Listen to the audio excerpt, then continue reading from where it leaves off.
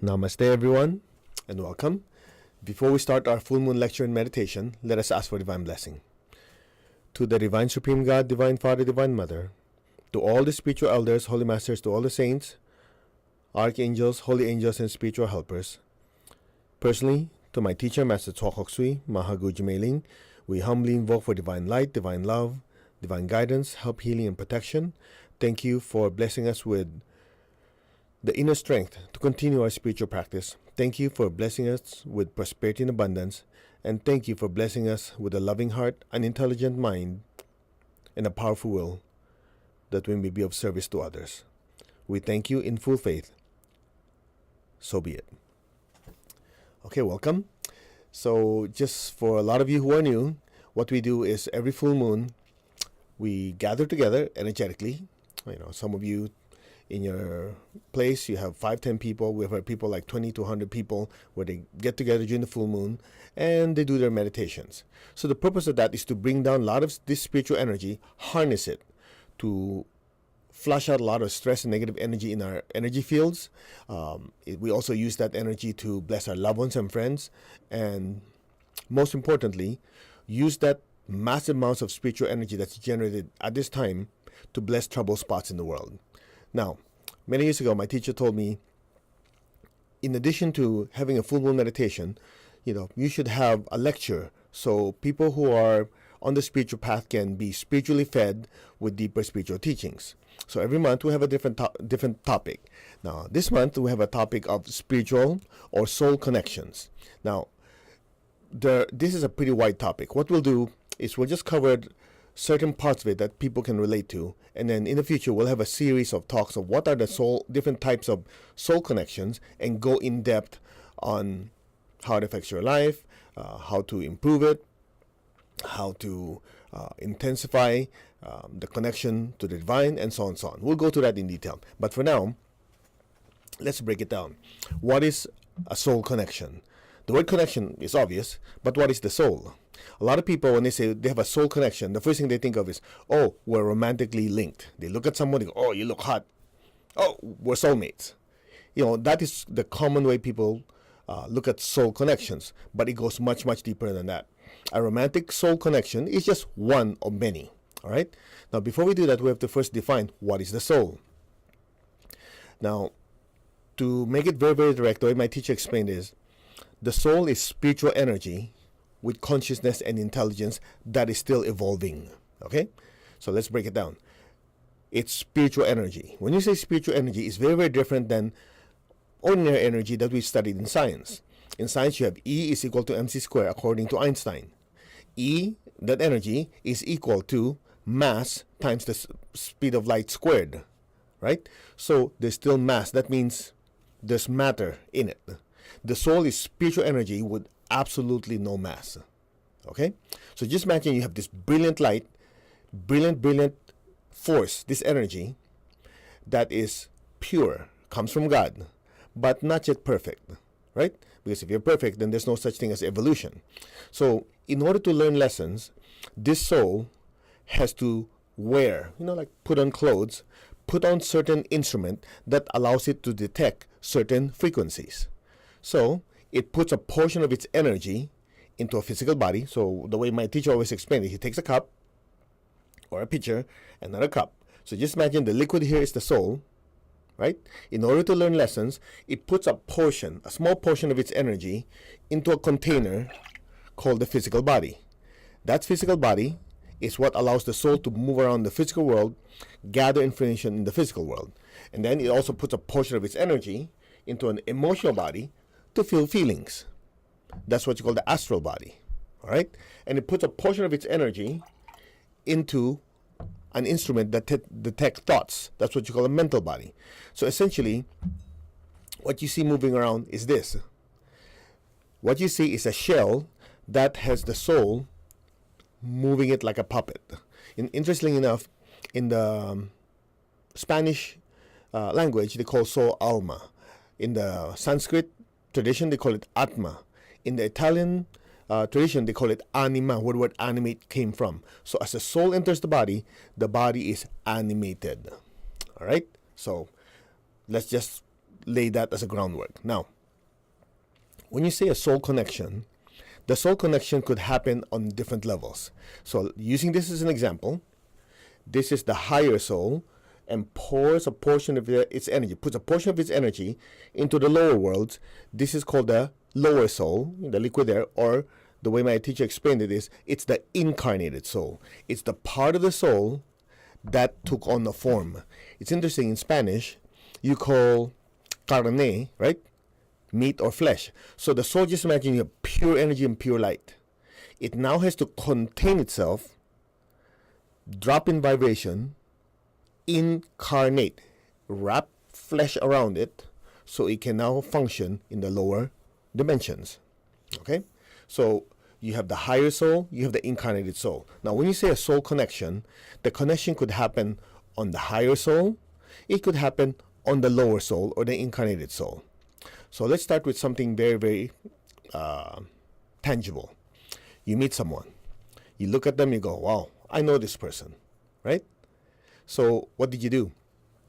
The incarnated soul, the lower self, the lower soul, used the eyes, right, to make a connection. Well, how many remember? The eyes are the windows of the soul. The eyes are the windows to the soul. So just imagine you have this being inside this shell, this head, looking out. And correspondingly, on the other side, you have this being, right, this person, this energy being made of light, inside this head, using the eyes, looking out. So when the two eye beams meet, there's a certain connection. Now the question is, why is it called a soul connection? Well, it's obviously, if you have one energy being, the self, the spiritual self, and the other one, when they meet, this energy merges. You know, it's just like if I take one torch, I think in Europe they call it a torch, in the United States you call it a flashlight. You shine it like this, what happens? The light doesn't stop each other, it just simply merges into one. So when you look at each other, you go, oh, I know this person. So the connection is on the incarnated soul level. All right? Now, if both people are on the spiritual path, as they look at each other and look through the eyes, they get a sense, not only is there a connection, there's a certain recognition. Okay, some of you know what I'm talking about. That recognition is because once you have that connection, remember, just to imagine two energy beings wrapped in the physical body, see each other through the eyes. Once that energy merges, the energy moves back and forth. Well, guess what? As it moves back, the incarnated soul experiences it. And if these people are both on the spiritual path, they also have a strong connection upward to the higher self. Okay? So, at that point, if the spiritual connection of both people are relatively big, it's just like a communication cable. It's now going upload, download, upload. So this movement of energy allows the person to say, wow, not only do I sense a connection with this soul, there's a sense of familiarity. And sometimes if the person's clairvoyant faculty is more open, they will have flashes. It's like, oh, not only do I know this person, I see that we used to be together. Now there comes the interesting part. Why were you together? So let's just break it down. One is because both of you were on the spiritual path in the past. So just to make it easy, let's say both of you were priests or priestesses in the Egyptian temple. Right? I mean, I'm just going to go far back. Or a Hindu temple, long, long time ago. So you used to work together, you used to serve together. So at that time, the two souls were serving at a spiritual, on a spiritual path. Okay? Now, so this lifetime, you take a look, and guess what? You start having a recognition like, wow, being with this person, I feel encouraged to do my spiritual practice. So that's one type. So when they say soulmates, that's basically what we're talking about. A soulmate could also be someone a soul that you have worked together in the past. All right. Then the popular one that everybody's always thinking of. Oh, I look at you, I feel my heart exploding. I feel like I'm in love when I was in elementary school. I can't focus. All I do is think of you. And, remember when you were kids, you used to think that way? Okay. Assuming it's not the lower chakras like the sex chakra being active, assuming it's a true connection, this is what happens. According to what we're taught, when the eyes meet, the connection goes to the pineal gland, triggers a certain connection up to the higher soul, and then from the higher soul, which stores all the records. Now, I know some of you are new. I would highly recommend you get the book Achieving Oneness with the Higher Soul by Grandmaster Choa. Achieving Oneness with the Higher Soul. He goes through this in more detail. So the vehicle or the shell that houses the higher soul is called the causal body. Causal. Like the word causes. The causal body. Now this causal body, just loosely imagining that it's like a hall. And in it are shelves and bookshelves and data. So that's why they call it the Akashic records. So these so-called records are the records of the soul. That's where it's stored. So in other words, whatever lessons we learn, after we drop our bodies and become one with the higher soul again, so just put it in more tangible terms, in order to learn lessons, the soul puts a portion of its energy into the lower worlds. Yes? Whatever lessons that are learned by this lower self, when it's time to leave, it drops. It sheds the physical, emotional, mental bodies, and the higher soul evolves. It's just like the higher soul, in order to learn lessons, invest, like you make an investment, invest a certain energy into the lower worlds. Whatever energy that is invested, you want to have more once it comes back. Just like you make an investment, you want a profit. So whatever lessons that are learned, that's what you call a spiritual profit. Yeah? Okay, now. So these lessons are stored in the Akashic records, or what you call the records on the causal body. So when two souls connect to each other, sometimes this data is partially accessed. When they access it, they go, oh, wow, yeah, we used to be together. We used to be priests and priestesses in the temple. We used to be married. We used to have a connection somehow. You were my son, my daughter, whatever. So these connections are given to the brain as glimpses. So when you look at each other, you go, wow, we used to be connected. Then sometimes there's so much love, and you feel it like a romantic connection. So you feel like, oh, we used to be together as a couple.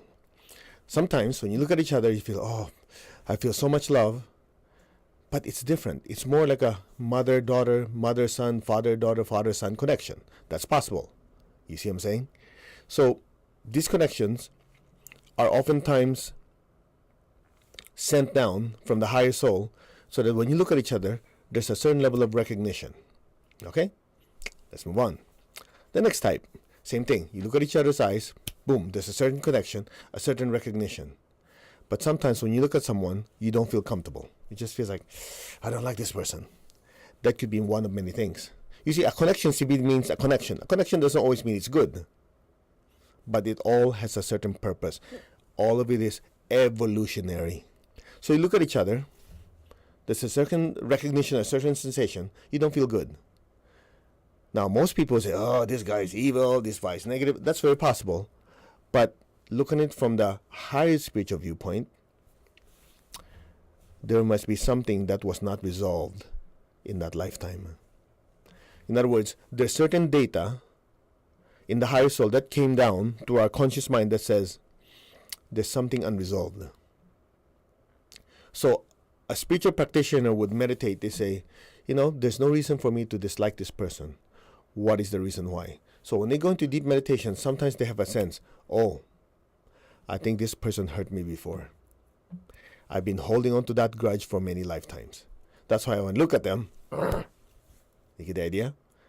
So how do I resolve this? How do I let go of this pain and this negativity that surfaces just by connecting with their eyes? You use the F word. Not the F word that's negative, the F word called forgiveness. You see, if you don't forgive, the way my teacher explained this is something like this: love binds two souls together. In other words, when two souls truly love each other, they have a tendency to keep wanting to be close to each other, right? You could be husband and wife before. Now you could be co-workers. You could be brothers and sisters. You could be business partner. You just want to be in each other's energy. So love have a tendency to bring two souls together. Now, anger and hatred also brings two souls together, but in a different way. It's like a chain, like that. And the way my teacher explained it, Master Cho said, when souls don't forgive each other, or if they swear eternal hatred, the chain gets tighter. In other words, if you were business partners before, or you were just friends that had a falling out and, you swore eternal hatred, next time you could be brothers and sisters, and something will come to the surface, like a conflict, that tests both souls. It's a test to see if they'll forgive and let go of that anger. If they don't, next time they get closer. In other words, the universe brings us closer and closer to people with conflict with, to give us an opportunity to show unconditional love and break the chain. Now I know what you're saying. Yeah, but I don't see this person forgiving. Well, you're the one listening and watching this video, so obviously you should be the one doing it if they don't do it. Then my teacher explained. He said, because somebody asked it in class, well, what if they don't forgive? He goes, it doesn't matter.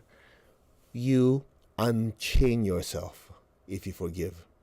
Now, if this person wants to keep hurting, keep hating, keep having that resentment, then most likely they're also connected to somebody else. That's their karma.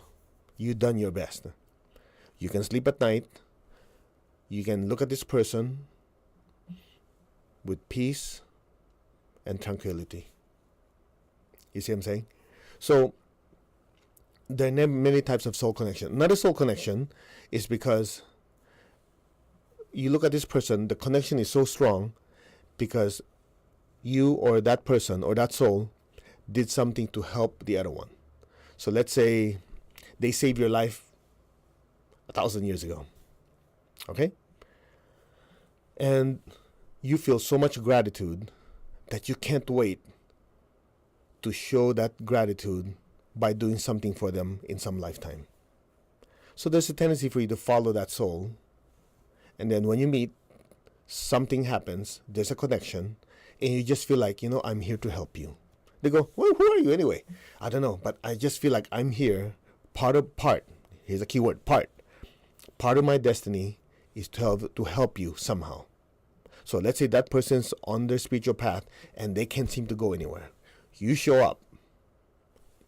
There's an explosion of love, and you feel like, I'm here to help you. The interesting part is, the law of karma says whatever you plant, you harvest, right? So, as you're here to help them, they grow. As they grow, you also spiritually grow. So in other words, both souls are helping each other. Although you think you're helping them to repay a favor, but it has a compounding effect. That's why sometimes you meet someone, either you or them hit a wall. You're not getting anywhere in your relationship, in your work. In this case, we'll deal more with the spiritual part of it. You've been doing your meditation, you've been studying, but you go, I'm stuck. What is it? And when you meet someone, doesn't matter, male, female, gender doesn't matter, because the soul is neither male or female. It's the body that it takes on that determines the sex, the gender, okay? Look at each other, there's an explosion. Well, I mean in a good way, of course.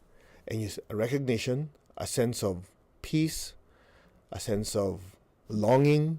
All these things could happen at the same time.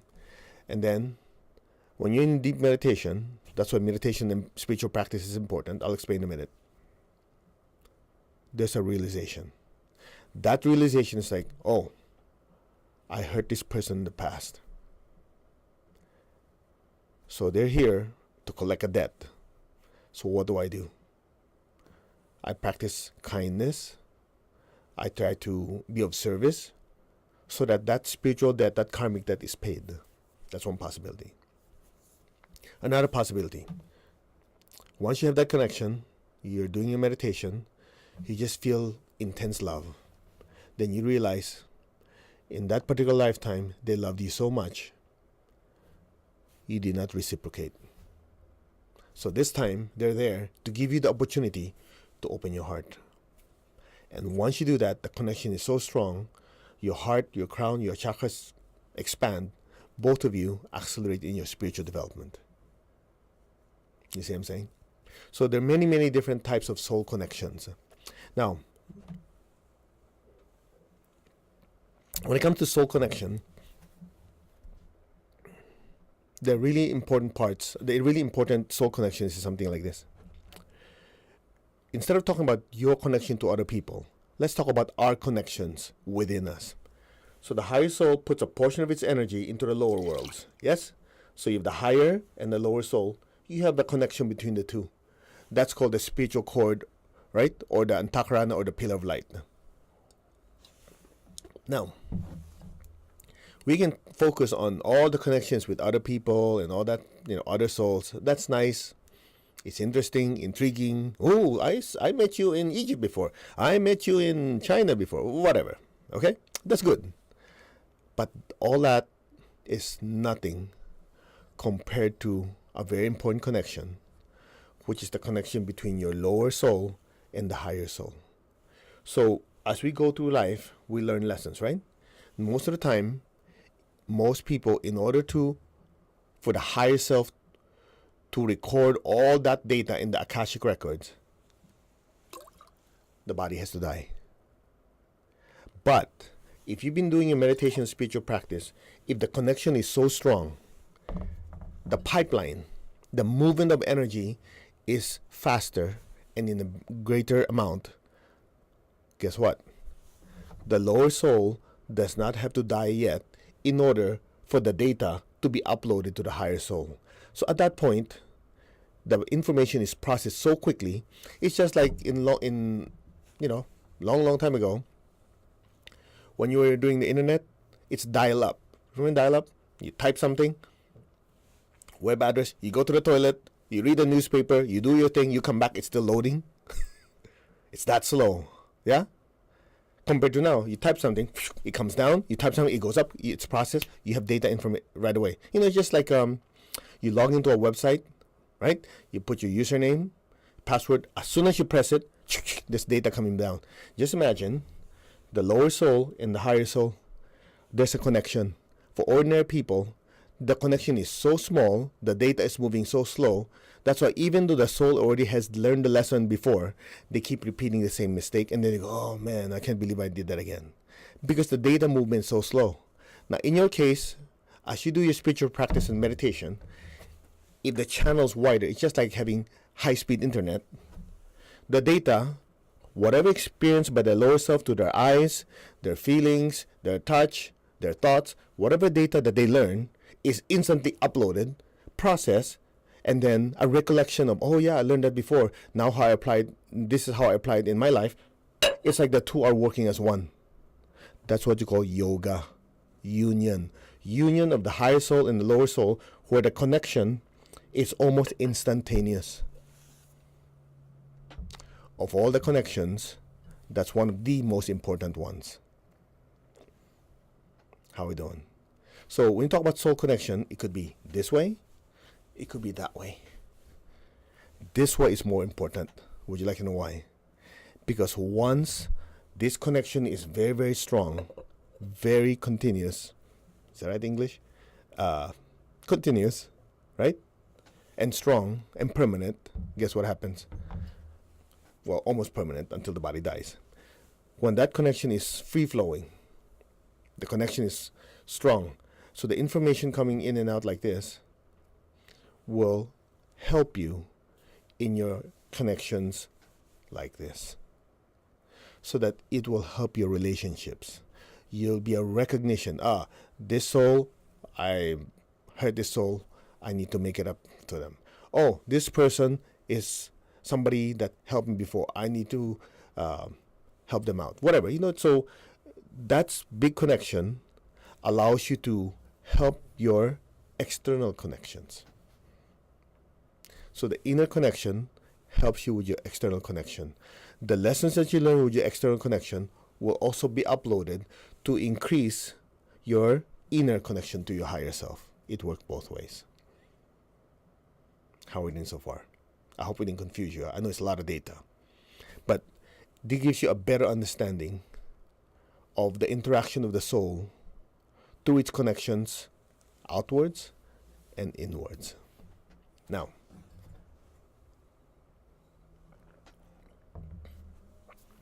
there's a special, very, very special connection that we'd like to talk about. It is the connection between guru and disciple, or teacher and student. A lot of people think that, I go to school, the teacher teaches me, that's that. Let's take it on a higher level. We're not talking about human teachers. You're not talking about teachers in the physical form, although they could be. Let's talk about souls that pledge their existence to the betterment of humanity. So these are the great spiritual teachers, okay? Now, these great spiritual teachers are like spiritual alumni to a university. The way we always explain something like this. You go to college or university, you went through 4 years, 7 years, whatever years. Then you graduate, right? Then you're out into the real world, the workplace. Then you volunteer your time, you go back to that school, and what do? You give your time, your knowledge to the undergraduates. Because, I know how difficult it is. These are little tips to make it easier for you. You still have to do your homework. I can do it for you. Hint, hint, the teachers can't do the lessons for us. We have to do it ourselves, but at least they can give us advice. Right? So, as it helps you evolve. That is teacher-disciple relationship. It is sacred. So, family members, husband, wife, children, parents, they change every lifetime, right? Depending on the soul's choice and the karma. But the higher soul has a guiding, permanent spiritual teacher that guides it for thousands and thousands, maybe millions of years. That is called the guru-chela or the guru-disciple relationship. So I would encourage you, as you do your meditation and spiritual practice, try to seek to know who your inner spiritual teacher is. In India, this is called the Satguru. Okay? Because once you have that realization, sometimes they're in the physical body, sometimes they're not. Sometimes in that meditation, your inner spiritual teacher will actually direct you to a physical teacher that spiritual soul, that spiritual teacher, that great soul has put in front of you to tutor you until you're ready to meet your inner spiritual teacher. Quite amazing, isn't it? Or you can be as fortunate as some of us, where we know our great inner spiritual teacher in one lifetime. Doesn't matter. You know why? Everybody gets there. But the most important thing is to always try to seek that teacher within you. So that teacher will guide your soul for many, many lifetimes. So that's a very important soul connection that you want to realize as soon as possible. All right. So, shall we meditate? So get up and do some stretching a little bit. We sat there for about half an hour talking about this. Let's do our meditation. Okay, just stretch a little bit so you feel a little loose so you can really let go. All right? Okay, have a seat. So let's see. Put your hand like this. We'll do the I am affirmation as taught by Master Choa Kok Sui. Focus on your crown and partially on your heart, mostly on your crown. Repeat after me. I am that I am. I'm not the body. I'm not the emotion. I'm not the thoughts. I am the soul. I'm a spiritual being of divine intelligence, divine love, and divine power. I'm connected and one to my higher soul. I'm one with my higher soul. I'm connected and one with the divine spark within me, the divine spirit in me. I'm a child of God. I'm one with God. I am one with all. There's only oneness. Now, to intensify our spiritual connection, just listen.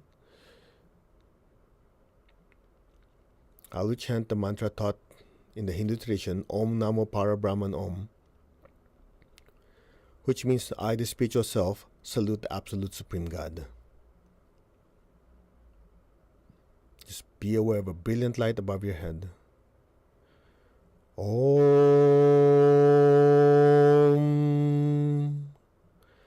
Namo Parabrahman. Om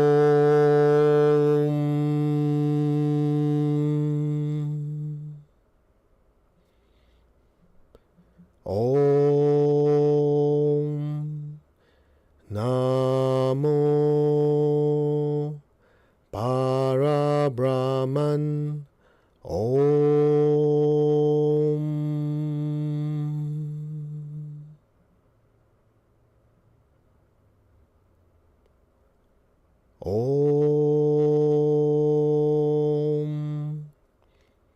Namo Parabrahman.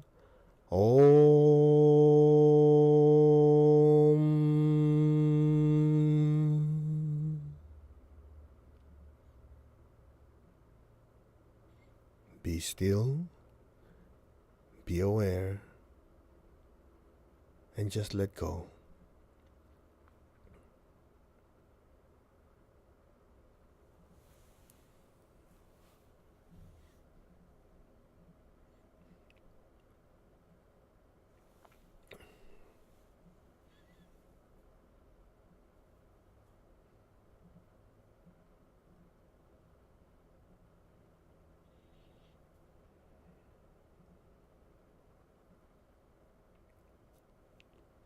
Maintain your stillness and awareness.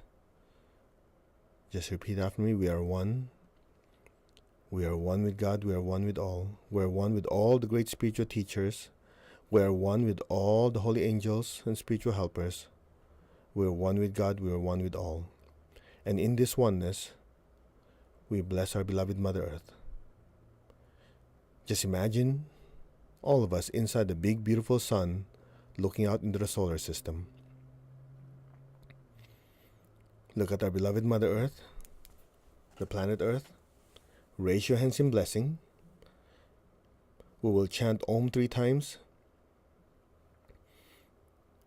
I will recite the great invocation, a prayer that is used during the full moon to bless every person, every being on earth. And then we'll do that 3 times, and then we'll chant Om 3 times again. All right?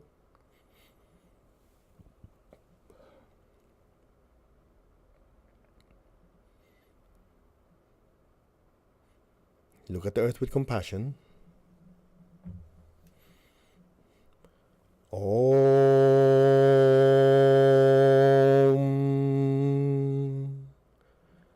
Om.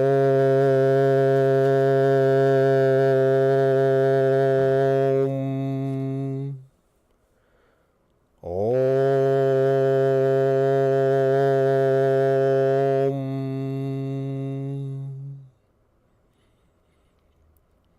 As we recite the great invocation, think of all the different places in the world that need a blessing. You have Syria. You have in the United States, South Dakota, with the violence and the riots happening there. In India, there's violence due to the droughts. I was told in Bangalore. In Italy, the people are still reeling in from the earthquakes. In the Korean Peninsula, different parts of the world. In the Middle East, okay, let's bless Iraq, Iran, different parts of the world. Africa. Just keep in your mind, in consciousness, the places that need a blessing. Okay? The great invocation. From the point of light within the mind of God, let light stream forth into the minds of every person and every being. Let light descend throughout the entire earth.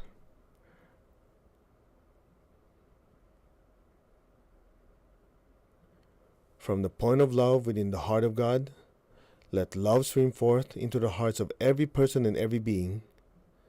May the great spiritual teacher return to earth. Let love descend throughout the entire earth. From the center where the will of God is known, let purpose guide the wills of every person and every being, the purpose which the holy masters know and serve. Let goodwill and the willingness to do good descend throughout the entire earth. So be it. From the center which we call the human race and all the different races, let the plan of love and light work out, and may it seal the door where any evil dwells. Let light, love, and power descend throughout the entire earth. Think of the places that need blessing. Let light, love, and power restore the divine plan on earth. So be it. So be it, so be it.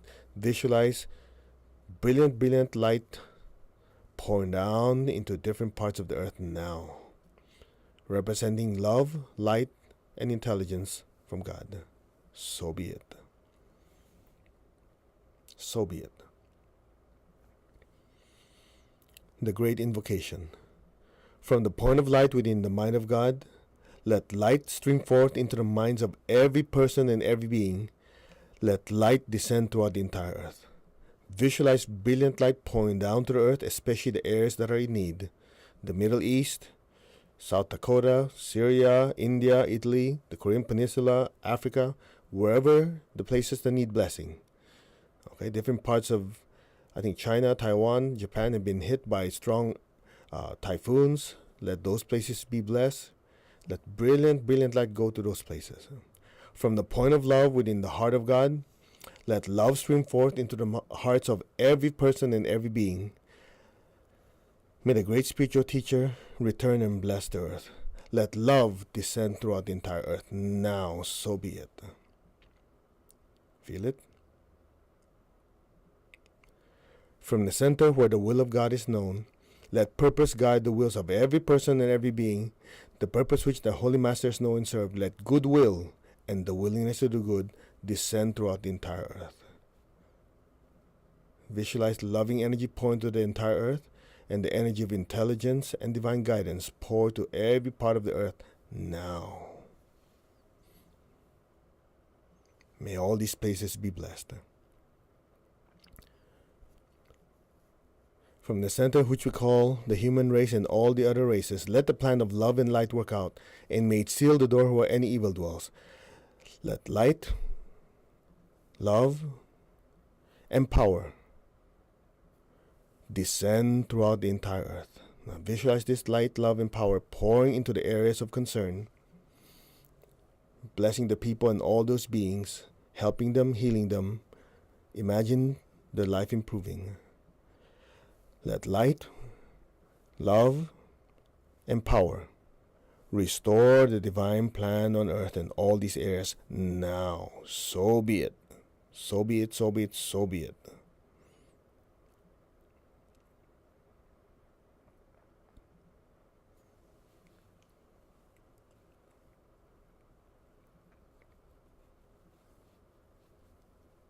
So be it. Okay, for the third one, same thing. Think of the places, the people that needs blessings. The great invocation. From the point of light within the mind of God, let light stream forth into the minds of every person and every being. Let light descend throughout the entire earth without exception. Now visualize brilliant light pouring down to the entire earth now. From the center, from the point of love within the heart of God, let love stream forth into the hearts of every person and every being without exception. Let love stream forth into the hearts of every person, every being without exception. May the great spiritual teacher return and bless the earth. Let love descend throughout the entire earth now. Let this loving energy fill all the people who are hurting. Let it fill all the people who are angry, who are fighting, who are in conflict. Let this love pour to all beings, filling them with love and kindness. You can do this to the people at your work, at home also. So be it. From the center where the will of God is known, let divine purpose guide the wills of every person and every being, the purpose which the Holy Masters know and serve. Let goodwill and the willingness to do good descend throughout the entire earth. So be it. Visualize people are not only talking and thinking, but actually manifesting this kindness. So be it. So be it, so be it, so it is.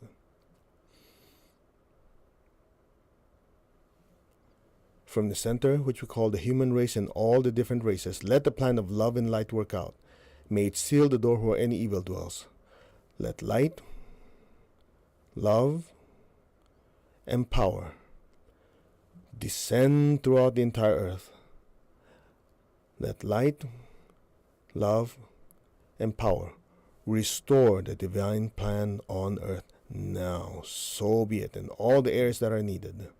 Blessings be to all. So be it, so be it, so it is. Chant with me. Om.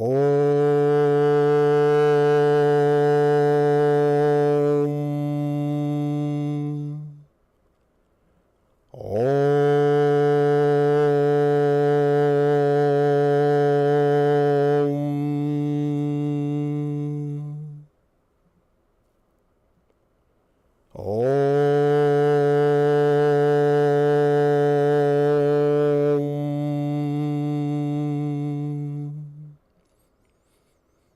May all be blessed without exception. So be it.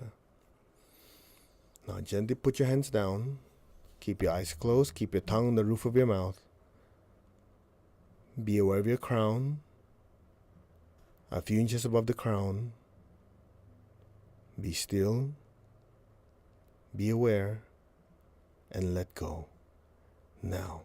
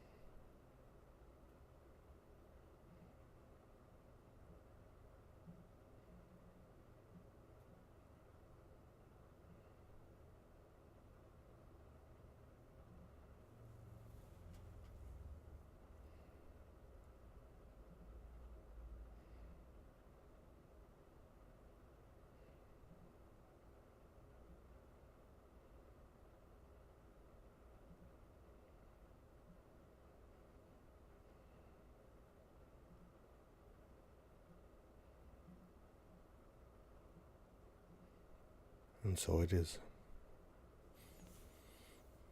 Now slowly open your eyes. Move your fingers, move your toes, come back to your body. How do you feel? You alright? Alright, if you like, you can pull out all the projects you like blessed. You know, we always do this during the full moon. We have so much energy. After blessing the earth, releasing all that excess energy, you still have a lot more. Pull out the projects, you know, your wishes, your aspirations, better finances, better relationships, good health. You know, pull it up if you wrote it down. If not, just think about it. Imagine it in front of you. As a group, we'll charge it up. Okay? Repeat after me. We are one. We are one. We are one. Okay, let's bless all your projects. We're not the one blessing. They're doing the blessing. Just let the energy pour in. Visualize all these projects manifesting properly.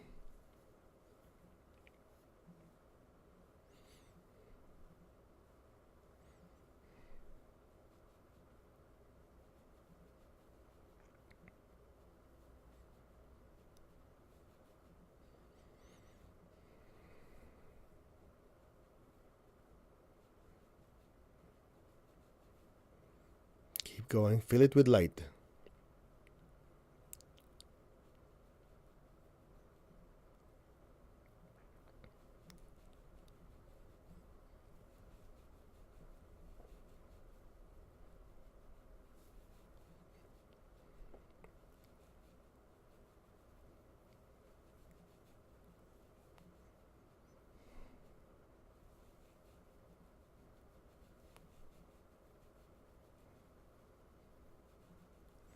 May all be blessed. So it is. Om.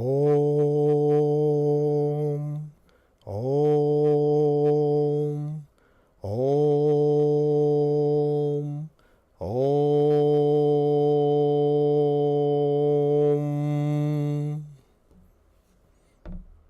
blessings of God, so be it.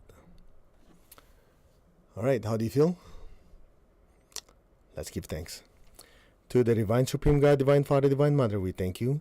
To all the spiritual elders, holy masters, to all the saints, archangels, holy angels, and spiritual helpers, thank you. Personally, to my teacher, Master Chokoksui Mahaguji Mailing, we thank you for all the great blessings, the love, light, guidance, help, healing, protection. Thank you all in full faith, so be it. All right, I hope you learned something and you also had a good meditation. So just to finish it up, I would encourage you to study more. Go to our website. There's a lot of teachings. Master has left. I just look at like a Himalayan mountain range amount of teachings and blessings. And they're all in there. Please come to our classes. You have the books, study, so your soul will evolve.